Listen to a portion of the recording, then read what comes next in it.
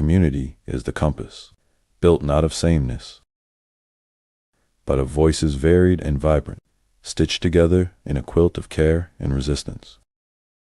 Let difference be our strength, not our division.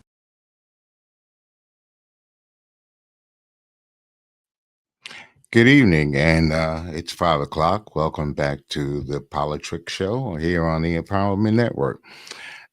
We always start off by trying to have something to be grateful for. Me, right now, I'm grateful to have the team that I'm building. It seems that we're doing okay on this network. So, as always, I got my partner with me. I guess I'll bring him right up. Hey, Ashe, what's happening, brother? How you? Hey, brother, I'm doing well. I'm just grateful to be with you, brother. It's another Right day on. of being with you and building and, moving this thing forward and see where it goes. Well, it's going somewhere. Absolutely. Seems I always say that I never planned to do the things that are taking place right now. That wasn't part of my plan. But as they say, I may have a plan, but God or goddess or that other spirit has other plans for me. So I just Yeah, I sir. gotta ride I gotta ride the wave and not make one. You dig? I hear you, brother. Right on. Ashe, love to use that. I like that Bantu. I Hmm. do. I do. I've been reading a little bit about that too. So you're Bantu, I'm Bantu. We're good. But Trump can never be Bantu. Absolutely not. Can never be. Absolutely not. No, no, Absolutely. no, no, no. So That's what we cannot get into. right. It's been a crazy weekend, right? With the cat getting shot, Charlie Kirk. Hmm. He got shot in while he was at a college affair at one of the events. Um, they say that they got somebody, but that turned out not to be the guy. So the guy is actually still on the loose, the one that committed the crime. Boom. Well, they said they have somebody now. They said that a young man was encouraged by his father to turn himself in. I think his Yeah, last name. that was the same guy, but he that wasn't he hadn't I don't believe that it was a roommate of his. Well, they have somebody. I think they formally charged him today, but me personally, I don't believe that they have the right person, right? And I say that because here's a young man that was allegedly disgruntled, right? Did not like Charlie Kirk and what Charlie Kirk stood for. Hmm.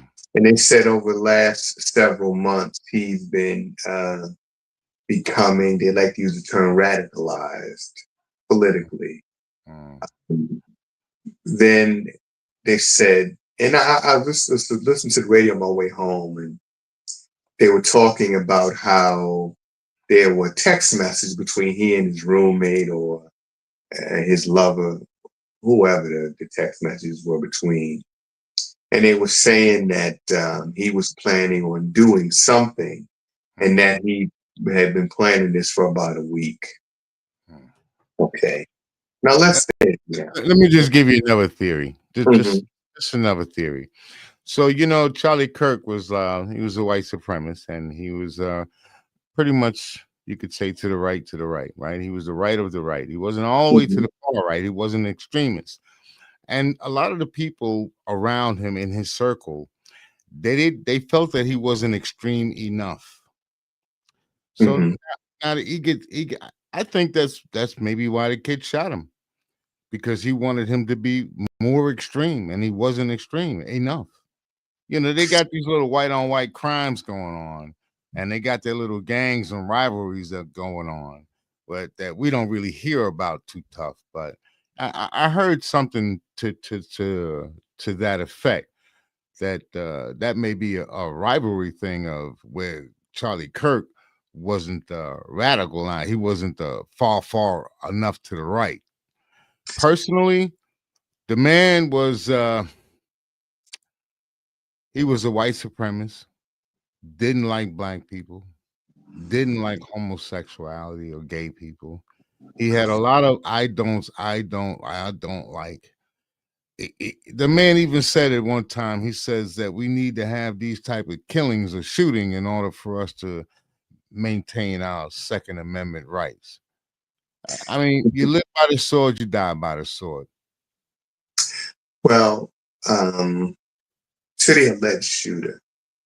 Now, of course, all this is coming out, you know, after, post incident. Mhm. They're saying that this young man is in a relationship with a male transitioning to female, Mhm. right?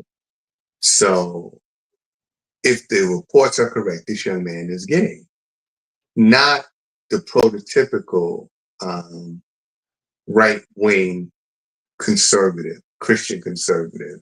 Mm. And I think that's one of the things that could be attributed to him being radicalized. Well, they also say he Again, was a if the reports are Republican. correct. They also say he was a Republican. They also say he comes from a Mhm, conservative family. They say his mhm. father's a Republican. Everybody around him is very conservative. And so I don't know if he has so much of a different view. I mean, still, you, even though he may have been gay or want a transsexual, you still have some of them that still voted for Trump or believe in Trump or believe in what they, what he stands for. You got Well, yeah, people that vote against I'm, their I'm own just interests. saying. I'm just saying he's not the prototypical um, right wing, Christian conservative. All right. Not that he didn't support Trump or even support Charlie Kirk at some Mhm. point. At some, obviously there was a break, something that may have occurred to make him, sort of drift away from the Kirk ideology. But, in getting back to this young man, according to the so-called text messages that they were able to retrieve, this young man had been planning this incident or this assault, this attack for 1 week. Does that sound like a long enough time to prepare an attack? No. That's number one. Number two, nobody has said anything about this kid being familiar with firearms Hmm. because they said that this shot was fired from approximately 150 yards away. So we're talking a football field and a half. Mhm. And he fired one shot that One hit shot. Charlie Kirk, right? I believe in the right side of his neck, exiting on the left. One shot, right? Now, I mean, both of us have been in the military. We know that you have to adjust your rifle for windage, and things like that Mhm. because the bullet travels at a certain arc, The goes up, then velocity. comes down. You Right. want to adjust your fire from a distance. You want to shoot higher because the bullet's naturally going to drop. Right. All of these things are things that a marksman would do. Someone who's familiar with firearms, who has some experience. It You would don't just seem hit so, one especially from the shot like distance that. that he shot from. From the distance that he shot from, it would seem so. And then Right. what type of weapon did he have? Well, Do you they know? said he had a high-powered rifle. I think it was a bolt-action rifle, which means you're only going to get one shot. Single Then shot. you have to eject that cartridge, right? Chamber another one and fire. And he did all that one shot and hit him. Yeah, one And shot. that's somebody who has no real familiarity with weapons. Oh, he's really lucky. And after shooting Charlie Kirk on a college campus, a well-known conservative pundit, right, Right. who had this media empire pretty much, you leave the murder weapon at the scene or a short distance away with your fingerprints and your DNA on it. This is the same thing that happened. Remember when Dr. King was assassinated? Right. They said that the shooter, James Earl Ray, left this flop house from where he allegedly shot Dr. King, comes downstairs, leaves the rifle at the door of the flop house, gets in his car and drives away. Now, you just shot the most influential civil rights leader probably in American history, and you leave the murder weapon. I just wondered, did they have the flags at half mast for King? Did they No, lower but the flag? no, they didn't. So I, what I makes don't I Charlie? don't recall that happening. What makes this guy so important? What makes him that now he's gonna become like a martyr? I mean, dropping the flags and what this guy was a white supremacist, man. He was Mhm. a serious white supremacist too. Made a lot of money on it too. I understand he got a couple of $1 million homes, even though his salary doesn't reflect that. But I understand he got a couple of $1 million homes. He's doing events all over the place, pocketing money, money, money, money. Well, here's the the website and the other business he set up were worth well over $100 million, Look at right? this. And he's going to be worth a lot more now in his death, right? Because there's already people who are seeking to profit off of what Kirk had established. But for a lot of people in this country, Charlie Kirk is an American hero. And you have to understand, in this country, someone said something to me years ago, and it took me some time to learn this. They said to me, there's three sides in every story. So we were taught initially there was only two, my side and your side. Well, a friend told me, no, there's my side, there's your side, then somewhere in the middle is hopefully the truth. True, true. Mm-hmm. In reality, there are many sides. But in this country, we really only used to two, right? Nothing else really matters. Either you're a Democrat or you're a Republican, you're liberal, you're conservative. You can't be anything else in this country. So for a lot of people in this country, they view Charlie Kirk as being a hero. That is their perception. But what is that based on? Me personally, I don't think someone is a hero because they go around disparaging people. That's like Because they calling go David Duke a hero. around people who are defenseless. I don't consider that being a hero. All right, well, why don't we just But call David Duke a hero? How about that? well, again, some people look at David Duke and he's idolized, right? Mm-hmm. Because people in that circle would think this is a great man. He's speaking for us. He's speaking for white America. He's speaking, standing up for white men. In fact, after Charlie Kirk was shot and killed, did you see there was a rally where they were saying white men stand up? Yeah. How about Right. them going after HBCUs? What in the hell, black people had nothing to do with that. HBCUs, Right. those colleges had nothing to do with this. Right. Nothing. Well, you have to have a scapegoat. And in this country, who has historically been a scapegoat in this Come country? on, man. Just like when you say the word crime, just close your eyes, say crime. The first picture that pops up in your mind. What image do you form in your head, right? Right image do they form? So Right. yeah, So there's always somebody that look like us. The scapegoat is always black, brown, or poor, and poor, right?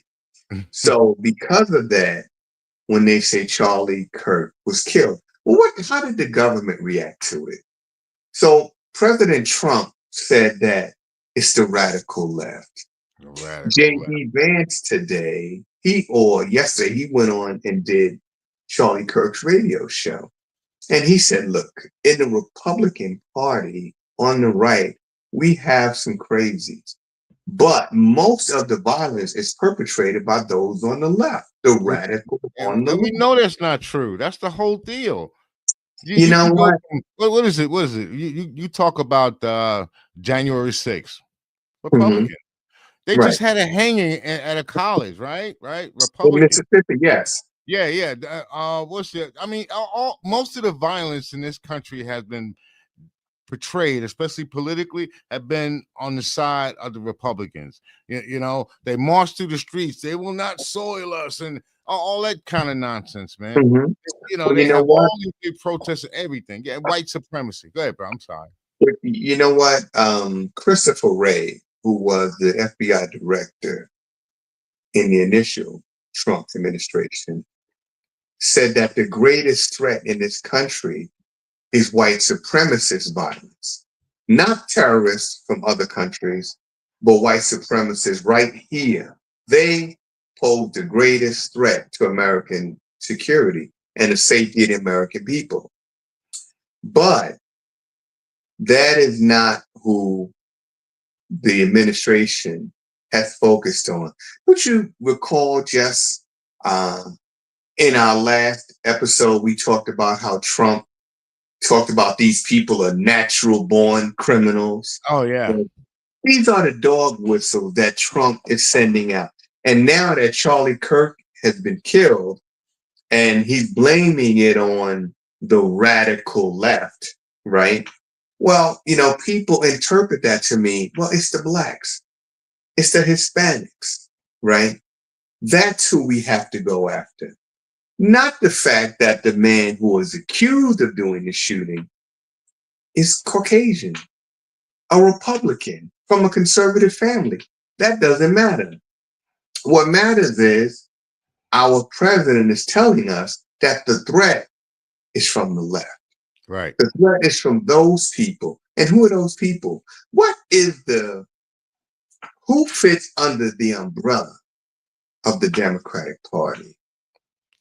I mean, I would say a good majority of us are involved in the Democratic Party because, I mean, they're the ones that pretty much had the policies and stuff that we want. But a lot of us, I mean, even in this last election, they keep saying that he won by a landslide and he had all the votes. Most people, a lot of people didn't vote for him. They didn't vote at all. Mm-hmm. Didn't vote for him. Didn't vote for Kamala. They just didn't vote.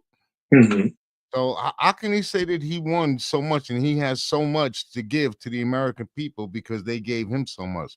He's a piece of work, man. I just tell you that, brother. He's a piece of work, man. Well, now that in hindsight, people are going back and reevaluated the presidential election 2024 into 2025, and it was saying that Kamala actually won that. Right. That race by about 3 million votes, I think. Mm-hmm.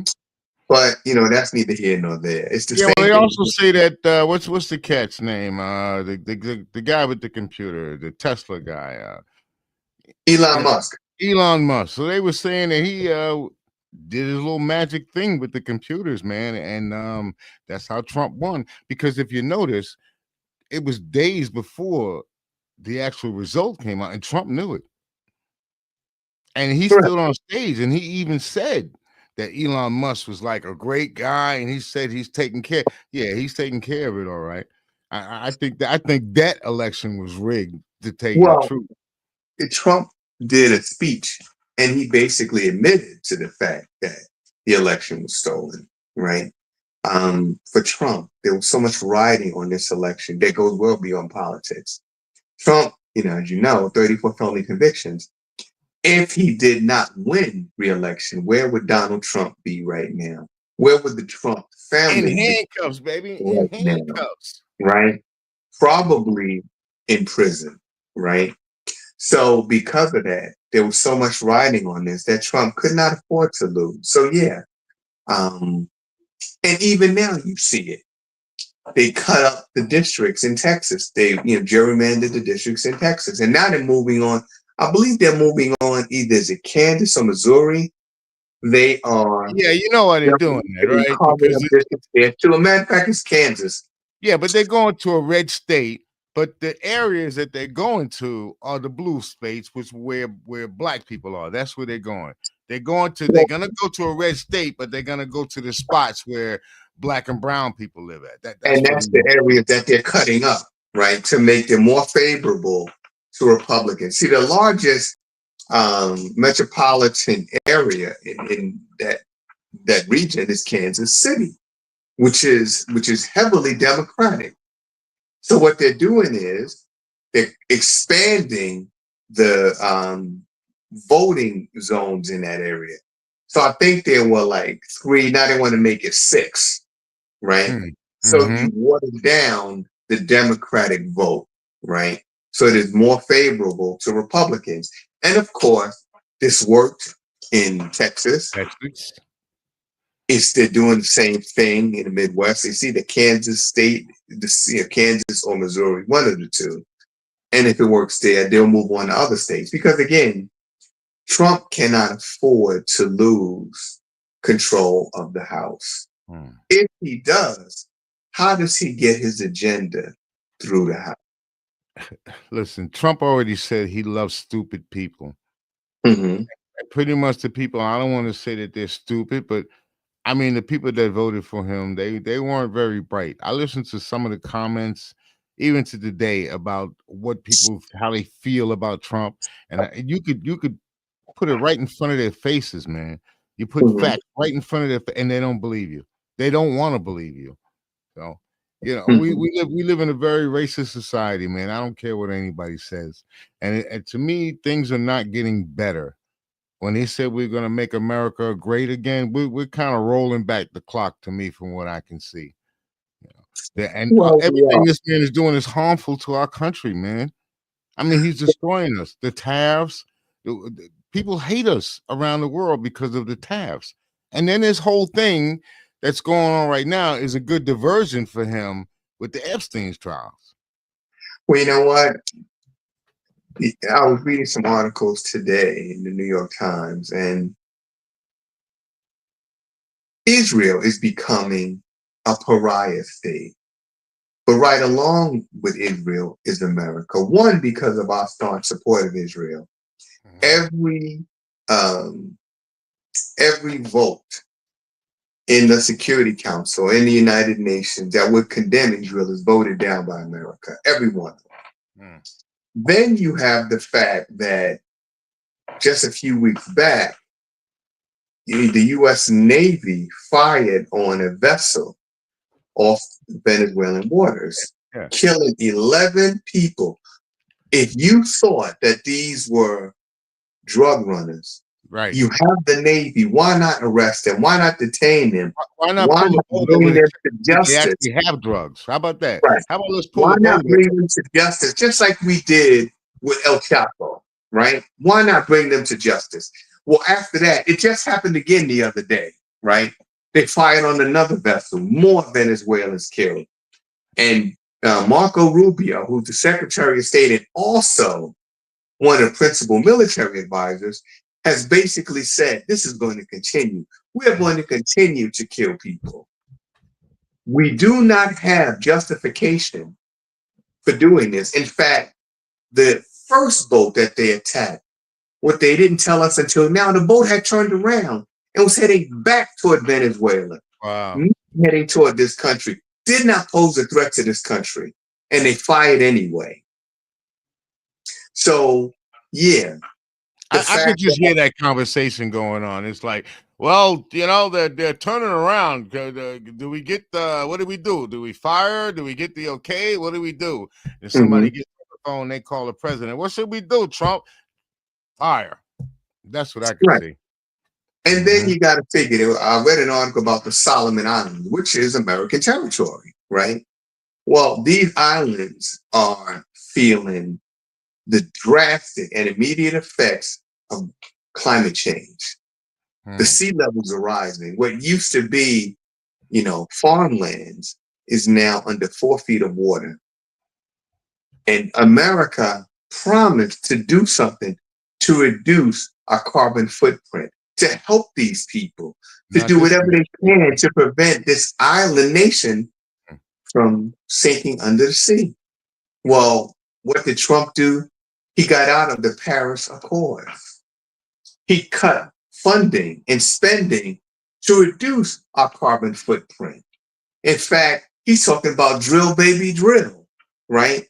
So what we're doing is we're creating more carbon emissions. We already have a planet in jeopardy. But for him and those like him who his only interest is more money, they don't care. That's what it's about, man. Look, if you're willing to take money from SNAP programs, you're willing to take money from Medicare, you're willing to take money from the elderly and put it in your pocket so that you can get richer and richer, you're a bastard. I'm sorry. That's what you are.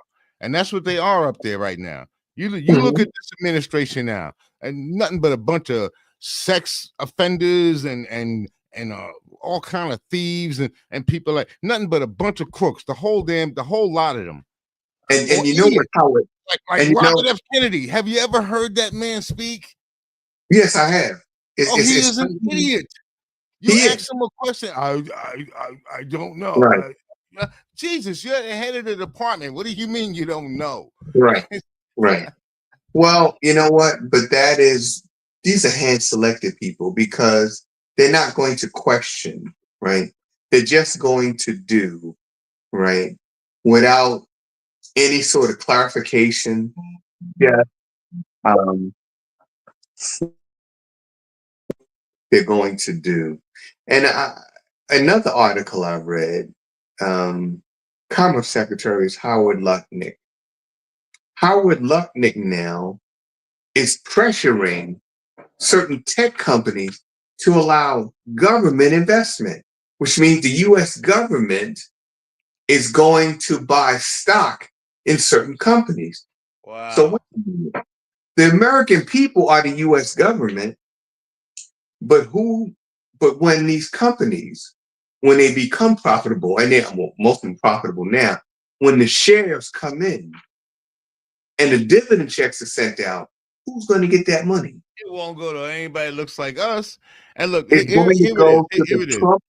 It's going to go to the Trump family and the trust that he set up. It's going to go into pockets of Howard Lutnick and other key officials within the Trump administration. But we are the government. That is taxpayer money that they're investing. You're absolutely right. You know what I learned from a rich person? This is what I learned from a rich person. You never use your own money. Of course you don't. Okay, so this is what they're using. They're using nothing but taxpayer money. They're not even borrowing money. They don't have to.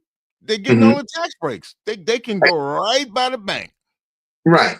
Because they circumvent the bank altogether. These investments will be taxpayer funded investments that the taxpayers will never see a dime from this investment. They'll never get a dividend check. And the people that do make the money on it, they won't pay any tax on it. Of course not. Because basically, listen, there is no law in this country. We are a lawless society. When the Supreme Court says, listen, you can now use race and ethnicity as a factor in determining who you're going to detain for questioning as it relates to immigration in this country. You know, before that was called racial profiling and it was illegal. Now the Supreme Court says, we don't see anything wrong with that. And with immigration in mind, I guess you saw the story about the woman down in Georgia who saw all of these foreigners in her town and decided to call in ICE. So ICE goes and does a raid. Karen decided to give a call. That was Karen. Exactly. You know, Karen made a call. ICE decided to head to this Hyundai facility and they arrested 475 people. Took these people out, handcuffed and shackled. These people from South Korea were there training Americans to take jobs that Korea had promised to invest in America. Korea said 9,000 jobs. 9,000. That company was going to produce 9,000 jobs for this small town in Georgia, right? This was part of a $350 billion investment that South Korea had committed to. Now South Korea and LG are saying, screw you, America. Of course. If that's how you're going to treat our workers, who are there to train your workers to take these jobs, screw you. We're not going to put another dime into this country. And now what is Trump saying? Oh, well, maybe they don't. Look, you guys can come back. One person out of all or more than 300, one person decided to stay. The rest went back to Korea, and they're saying, many of them are saying, we never coming back to America. I can understand that. I can definitely understand that. Who's getting hurt? Who's getting hurt by that? Is South Korea getting hurt by that? Not South at all. Korea, they will take their plant and build it someplace else. I But don't for know. They that probably region build it in in Georgia, Canada, Northern Georgia, Mexico. yeah, They go down. Yeah, they'll have plenty of places northern they can Georgia build. needed those jobs. How And about how now about how one about Karen has Africa? ruined that. How about they can build their cars in Africa? I'm sure Burkina Faso wouldn't mind. And several other countries would gladly welcome those jobs. And they won't have a Karen calling up saying, oh, it's a bunch of foreigners here. They sure But this won't. woman, what's interesting is she's running for office. So she wanted a splashy headline. Mm-hmm. But in light of what happened to Charlie Kirk, for his speaking out, do you really want to be that person that has now cost people their future? 9,000 good paying jobs, right? Do you really want to be that person who's out walking around talking about, oh, vote for me? Mm. After you cost this town, this entire region, jobs, 9,000 of them, Mm. Mm. you know? Wow. So what we gonna do here, bro? You know, we at the clock TikTok. I see people looking at me. All right. So yeah, what we gonna do? We'll pick it up next week, and we'll talk about how this administration is actually destroying this country. Oh, I might have a little treat for you next week too. I think I got a young man that's probably gonna come in with us, Patrick Best. He's Oh, running be for good. That'll be yeah, good. he's running for common pleas judge. All right, Okay. sounds good.